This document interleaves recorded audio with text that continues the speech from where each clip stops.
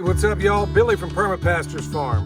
Well, we are in the throes of spring right now, and a lot of you are going to feel compelled to go out there and get some of that store-bought compost, either the stuff in the bags, or go to a place where they tout it as being some fantastic compost.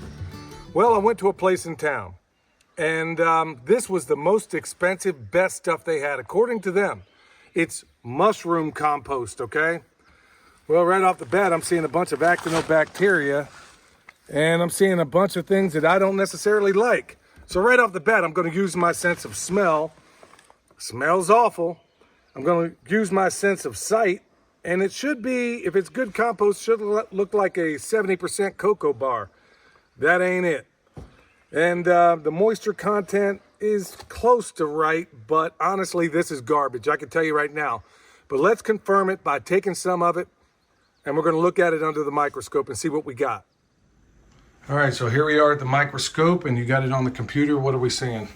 We're seeing a lot of bacteria in here. If you can, I don't know if you can pick up a lot of the movement, but that vibration-like motion is a lot of motile bacteria. And you don't see any other kind of movement. You don't see any other life. So you don't see any flagellates or amoeba.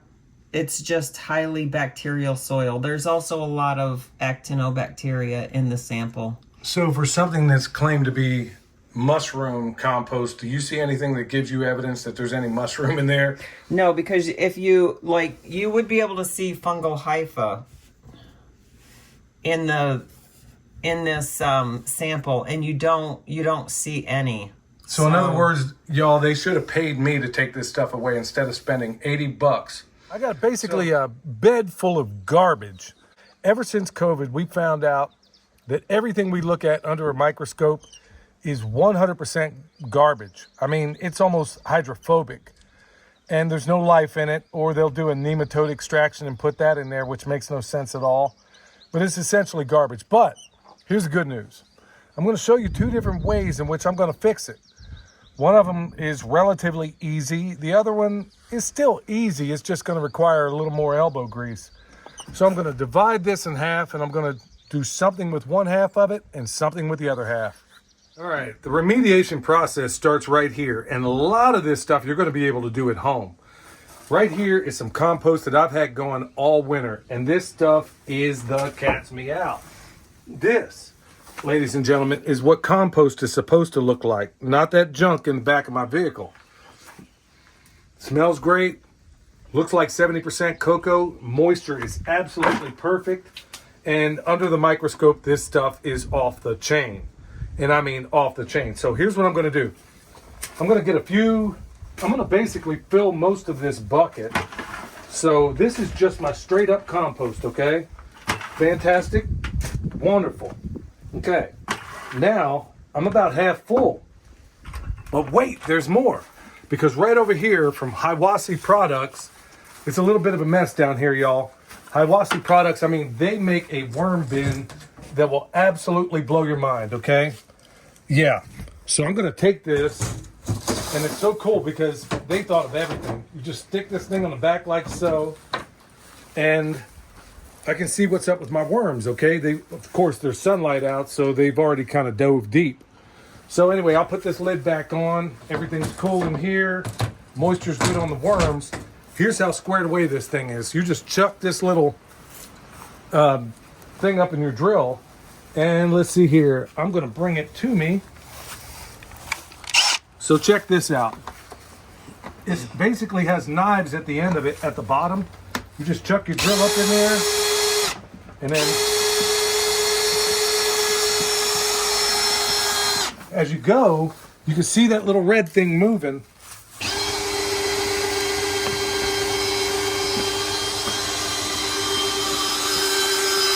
Just like that. Now check this out. Bam, vermicompost right there, okay? So here's what I'm going to do. I got half with the regular compost.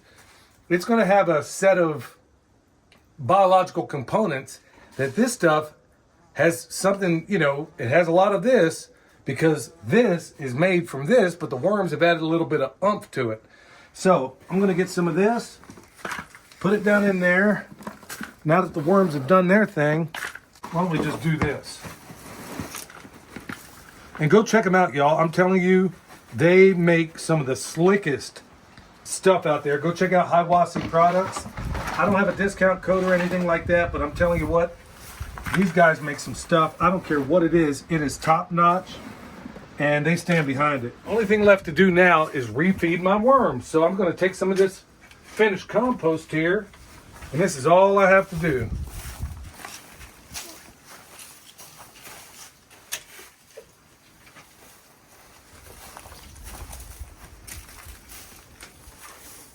I got my compost here along with some of the vermicompost, and then over here I got a box. It looks like it's a little haphazard here, but this is the Soil Savior product that I got from Dr. Will Spencer and Pat Militich.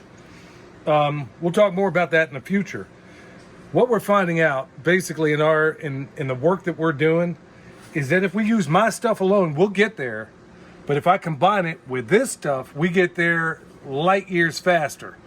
So if you want to make an extract, all you got to do is what I'm going to do right now. I'm going to take a couple of handfuls of this stuff, put it in here. Oops, drop some of that. Okay, this is a 400 micron bag.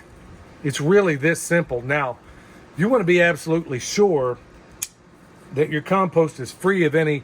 It helps if you have some microscope skills, but even if you don't, if you use something like what I got over here, this thing is something of a, you can call it a bubbler, okay? Now, it's going to shoot a bunch of air through here. Now, the beautiful thing is, if there's anything awful in here, which I know there isn't, I could put it in there, and anaerobic organisms will not survive in a high oxygen-rich environment. But we're not going to get into all that right now. Right now, what I'm going to do is make an extract, because this is how we're going to, this is one of the ways in which we're going to fix that awful compost in the back of there. Now, as soon as I stick this in here, I want you to watch this. If that water does not turn brown, I know something's wrong, okay? I'm just going to stick it down in here. What happened? Turn brown. Humic and fulvic acids. Now, as I go through here, what I'm going to do is I'm going to squeeze this bag, not real hard, but I'm basically pushing water through it, under the water, just like so. I'm squeezing it, and I go all the way around the bag. Okay, and then I dunk it 1, 2, 3, and I do the same process all over again. I usually do this 3 times, and then if I wanted, and then this will be 2, 3, I'll do it 3 more times, squeeze it all out, and then the last one I'll just basically, that's it. So I'm going to squeeze everything out of there. I want to get every bit I can. Now, I don't mind if I squeeze a little bit tight here. And then I'm going to, anything I spend, I'm going to put in this bucket right here. Now, this will go into my next compost pile, because it can be re-inoculated, okay? So, because this compost is so good, that's probably sufficient right there. But I'm going to do it in this particular case because you can't overdo it. That's the beautiful part about it. So I know that if we look at that under the microscope right now, it's probably going to be good to go. But I'm going to kick this stuff up so doggone high, it's going to make your head spin. So I'm going to do it at least 3 times, but almost certainly probably 5 times. So I'm going to go through that process 5 times for each one of these 5-gallon buckets. Okay? That's the next step. Now, in addition to that, when I decided I don't have to, I could go as far as this process right here, and that would be sufficient. But I'm going to use this product here, the Soil Saviors product as well.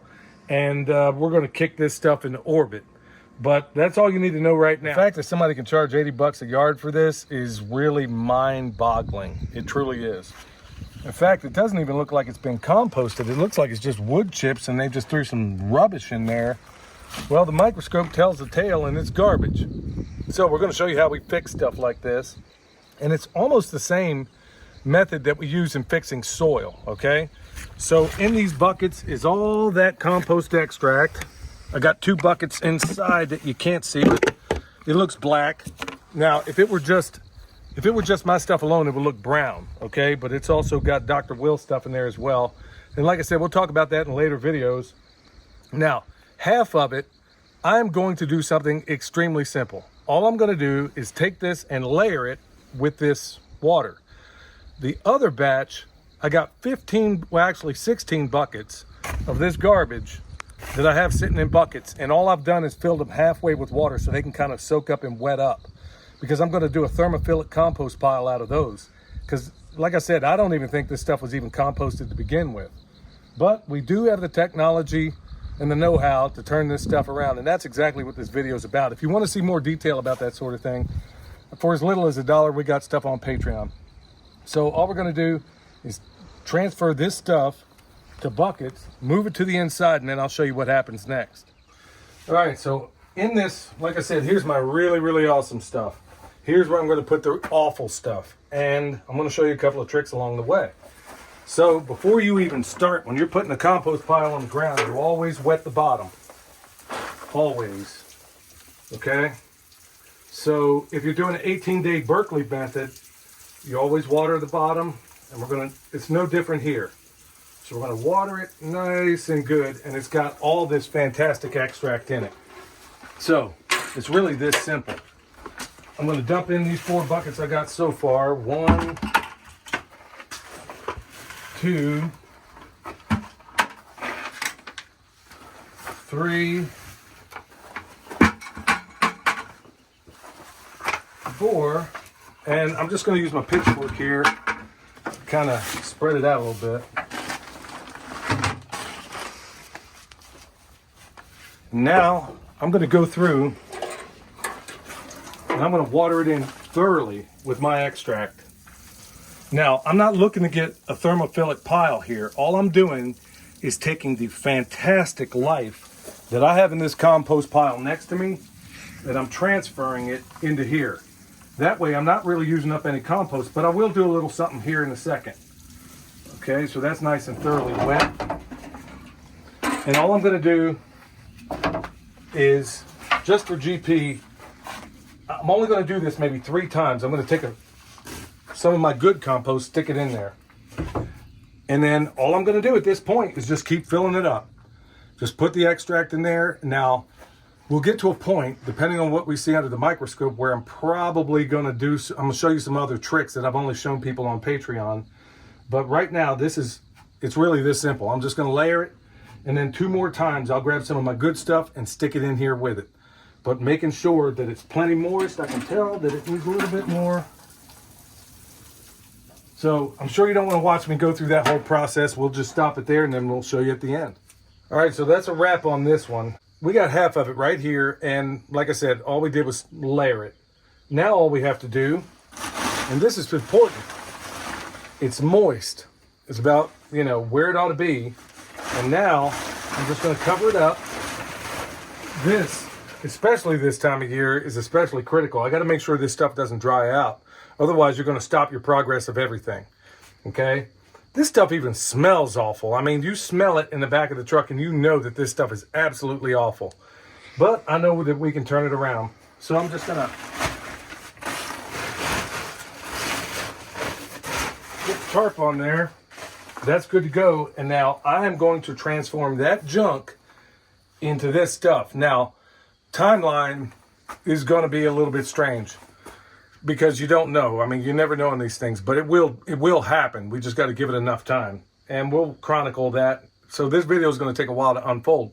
Now, with that done, let's get into the thermophilic composting, because I don't even think this stuff was composted in the first place. It's the following day, and I've taken that compost, and I got 16 buckets here, and I wet it up, okay? I basically filled each bucket about half full with water. Now, if you use this method, it works really, really great. Now, ordinarily, I would have a variety of browns or carbon sources right now. Everything from wood chips, maybe some bigger wood chips, maybe 10% of those. Hay, straw, all that kind of stuff. Now, let's go over here and look at our green. Now, some of these buckets, I still got the lids on. And there's chicken feathers, guts, heads, you name it. There's like bone broth and some chicken. I mean, it's a little bit of everything in there. Over here, as you can see, some guts and everything else. Over there, we got comfrey that was processed to make comfrey salve. Now, here are grass clippings This is basically stuff that came out of Ben and Denise over at Renewed Homestead. I got this from them. And it's basically stuff that came out of their chicken tractors, and also a little bit of rabbit, poop and stuff like that. This is one of the most important components when I do my compost pile. These are comfrey leaves, okay? So there's so many different ways. And the reason why that comfrey is so important to me is because it's a dynamic accumulator. It takes all that wonderful stuff in the earth, puts it up in its leaves, and now it's going to be in my pile. Grass clippings, grass clippings, grass clippings, grass clippings, grass clippings. Say that 10 times. So it's really going to be this simple. I'm going to start over here. Now, I got a cage. This is different than what you would do in, let's say, the Berkeley method, where you may do it on the ground, or the 18-day compost method. You've seen us do that before. This is a cage. It's probably 3 feet in diameter, 48 inches tall. And what you're seeing here is a process of really a combination of everybody from Jeff Lawton, Elaine Ingham, some of our own methods. It's a combination of a bunch of different things that you're going to see processed right now. So it's really, I'm going to start with my carbon. I'm going to put it on the bottom, and if I do it right, I should have carbon on the bottom, carbon on top.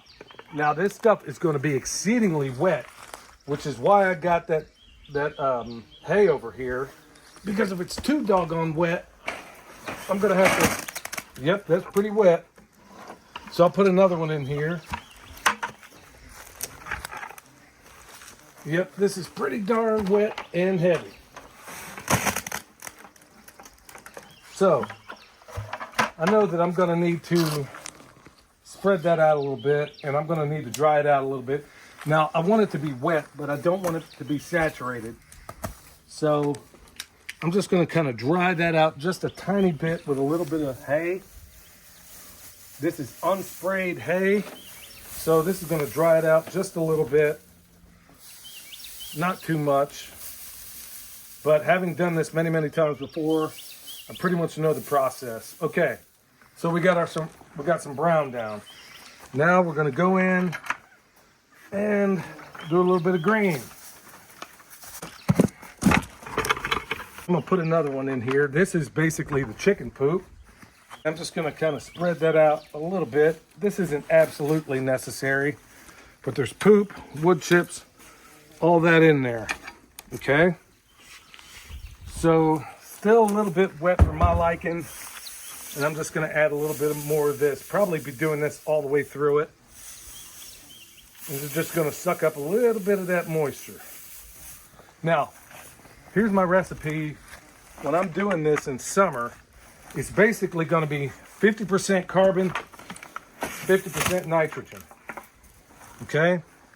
So what that looks like is, of that carbon, like I said, this is where diversity, equity, and inclusion actually works in real life, is in a compost pile. So I want as many different kinds of greens and browns that I can possibly get. Boy, that is really wet. Yeah. So I want as much in there as I possibly can, because it's that diversity of life in the microorganisms that I'm looking for. So just kind of spread that out a little bit. And then I'm going to add a little more hay in here to suck up some of that moisture.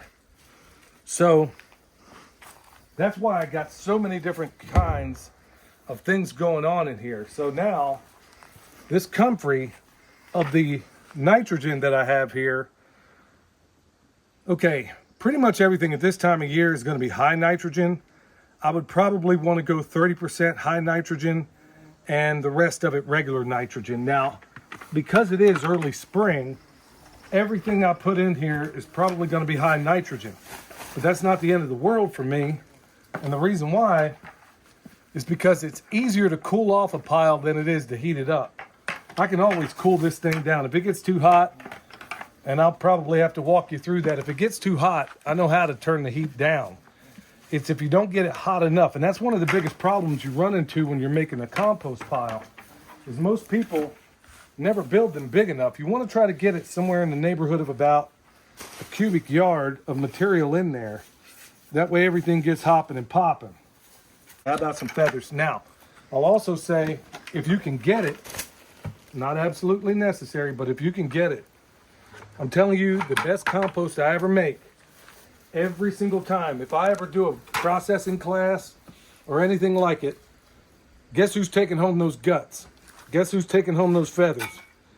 Unless the person I'm doing it for has a use for it, I'm usually going to be taking them home, because I'm telling you, this is one of the key ingredients. I don't know whoever came up with this idea that you shouldn't put animals in your compost pile.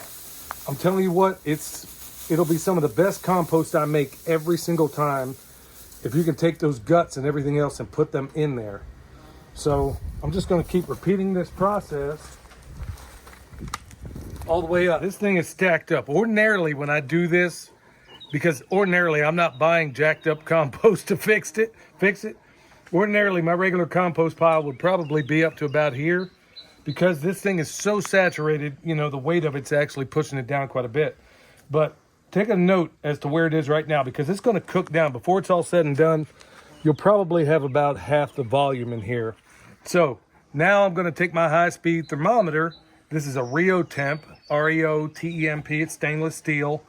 And I'm going to stick it about halfway. So I'm going to find out about where that is, and we're going to stick it in right through the center. And we're going to go about halfway. At this point, if it were a typical pile, I would cover it up right now. No need to do that, because this thing is pretty doggone saturated anyway, so I need some of that water to escape anyway. That's just stuff you're going to figure out through experience, you know, through doing this sort of thing. So here's what happens now. And we'll do this video in subsequent phases, but right now, what's going to happen, we got that pile in there doing its thing. We got this one over here. Now, it officially doesn't even start composting until it hits 131 degrees. Now, if you want to know all the what fors and whys and all that, I've done an extensive series on Patreon. You can get in for as little as $1 over there if you want to see the full extent of it. I'll do the best I can in this platform, but when it hits 131, bam, the clock starts ticking. Now, depending on where it goes from there, depends on what happens next, but we'll cover that in later videos. Don't want to throw too much at you right now. Bottom line is, folks, this stuff is garbage. And in fact, there is not a single one of the so-called compost or garden mixes that we've tested, whether it comes in bags, whether it has the highfalutin writing on it, or no matter the case, I mean, we haven't found one that is anywhere close to being anything that's worthy of putting in your garden. Not one. And I don't care what the brand is, we have not found a single one of them. So this is really the only reliable way of doing it, is basically making your stuff at home. But we're going to take this stuff that was garbage, and we're doing it 2 different ways, as you can tell. And we'll let you know how it all pans out. We already know, because it's not like this is our first rodeo. But I just want you to know that if you bought that stuff, there are options to fix it. So there we go. If you need some of the comfrey that's in here, go check us out at the website. We got a link for that down below. And if you need bone sauce, I got more of it made. You can check that out at the website as well. Everything you need, folks, is probably in very close proximity to you. You don't need any highfalutin equipment or any stuff like that. It is going to require a little bit of elbow grease, but we're no strangers to that around here, are we, boys? All right, y'all. Thank you so much for your support. Until next time, stay alert, stay alive.